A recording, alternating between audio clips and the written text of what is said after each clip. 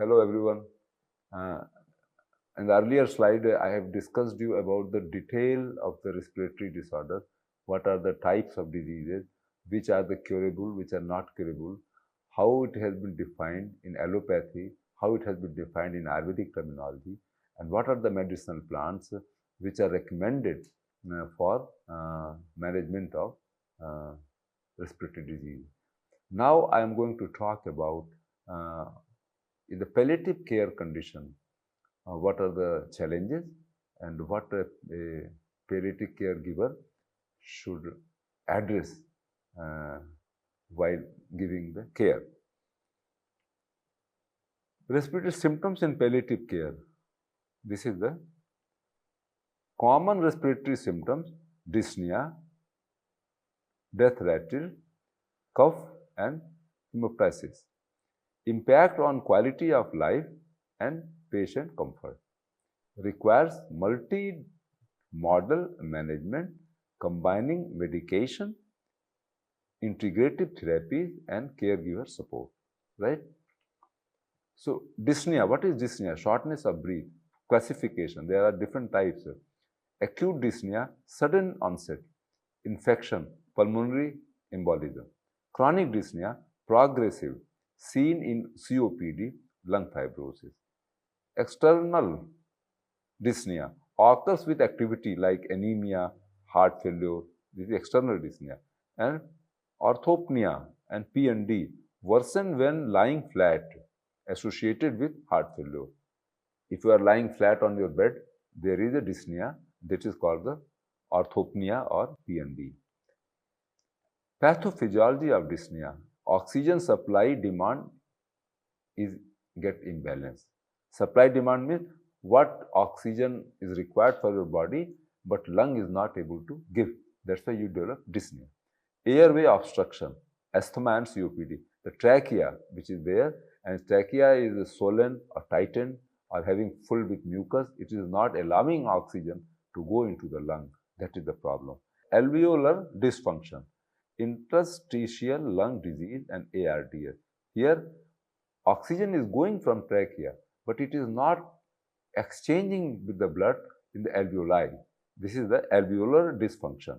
You see, oxygen supply demand, oxygen is not in the environment, it is not going into airway destruction, airway is not proper, oxygen is not going. Now, alveolar dysfunction means the alveoli, which is responsible for exchange of oxygen with the blood and the air, that has been compromised, and reduced lung compliance, fibrosis, and neuromuscular disease. If lung is like a spongy ball, a lot of alveoli are there. But if it is a fibrosis is there, it's solid, it has become solid. So it is not allowing exchange of gas. So there are 4 conditions which produce dyspnea. Death rattle. What is death rattle? Noisy breathing. Some people are having noisy breathing. Early death rattle means mild secretion pooling in airway. Pooling. Some liquid has been collected in the airway. Late death rattle means severe accumulation, common in terminal phase, causes neurological decline, terminal cancer or stroke, excess mucosa production, infection or aspiration, and airway obstruction, neuromuscular failure. These are the causes which called noisy breathing. Now, cough. What is cough? Everybody knows cough is very common. Classification and cause. Acute, less than 3 weeks. It is a viral infection, pneumonia, and pulmonary embolism. Subacute, 3 to 8 weeks. Post-infection cough and asthma. Chronic, more than 8 weeks. GERD, lung cancer, or chronic bronchitis. So you should be very careful. If you are having cough, if it is less than 3 weeks, it means it can be a viral infection. You should go away. But if it is persisting longer time, 3 to 8 or more than 8 weeks, then you should be careful. Some diseases, some bigger diseases in your body, and you should consult your doctor. You see, if the cough is continuously coming more than 8 weeks, more than 2 months, it means that there can be chance of chronic bronchitis or lung cancer or GERD.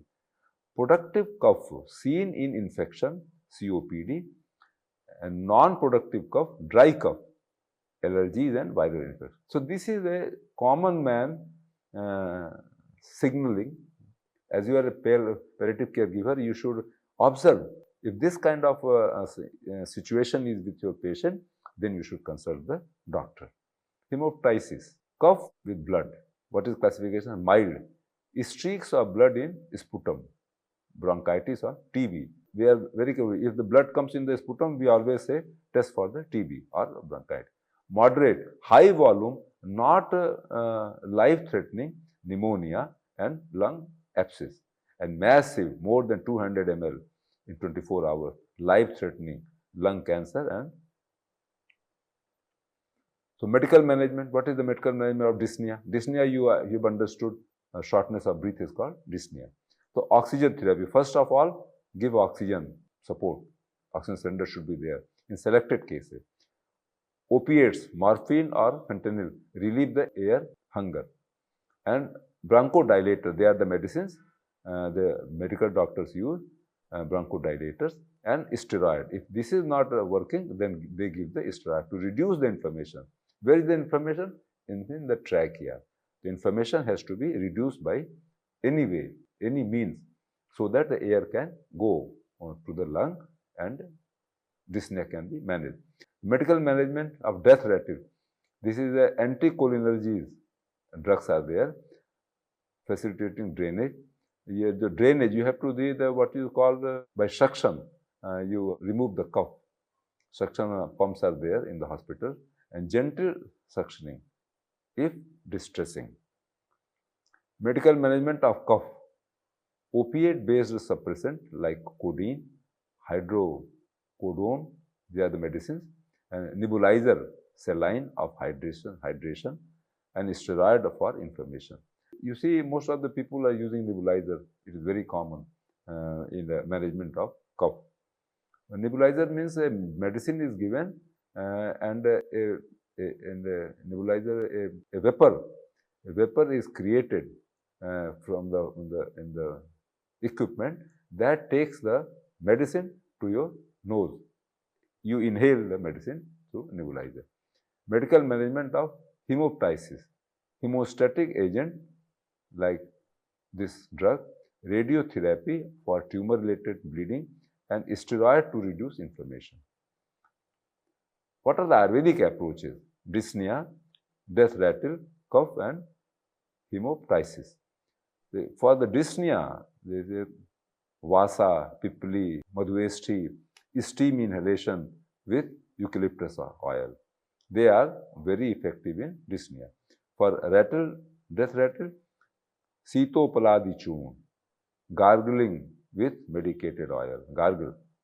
Cough means mulethi, honey, vasa, and pushkar mood. This is for cough. For blood in the sputum, amalki, parval, pisti, kamdudh ras, cooling food, and like pomegranate, anarka ras. These are some of the examples which are used in Ayurvedic medicine. Now, naturopathy, dyspnea, these are the symptoms. Steam inhalation, warm chest, compress, and deep breathing in fresh air for dyspnea. For death rattle, onion juice and honey, warm fluid like herbal tea. For cough, ginger plus honey plus turmeric, mix lukewarm lemon water. And pomegranate juice, coriander juice, and coconut water for controlling the blood. Yoga and naturopathy is also effective. Anulom Vilom, Bhramari, and Makarasana. Ujjayi Pranayam and Simhasana. And Kapalbhati and Matsyasana. And Sheetli and Singh. So these are some of the yogic postures. A yoga teacher will tell your patient. If you want these things to be applied, you have to consult a yoga consultant. And physiotherapy is also effective. Chest physiotherapy, high floors position, postural drainage, chest tapping, controlled breathing exercise, and gentle postural support. This thing also effective. Now the caregiver guideline, ensure ventilation in patient's room, number 1. Use steam inhalation and warm compresses for congestion relief. Encourage a small, frequent sip of warm fluid, okay, like the juice, whatever, tea, decoction. Positioning, elevate head for easier breathing. Monitor for emergency signs, severe breathlessness and large hemoptysis, then consult doctor. When to seek emergency care? Severe breathlessness despite treatment. Massive hemoptysis, more than 200 ml of blood in 24 hours. Noisy breathing, risk of airway obstruction. And if these things are happening, blue skin, oxygen deprivation. If the skin is getting blue, you should always, it is emergency signal, you should consult the immediate medical officer of your area. Case study discussion. A palliative care patient with end-stage lung cancer develops worsening dyspnea and cough. What you will do? What pharmacological and integrative therapies can be used? How can caregiver support be optimized? These are the questions and this is the condition. You have to answer these two questions in the classroom which has been given in the end of this. Google Classroom has been created. You have to write your answer in this.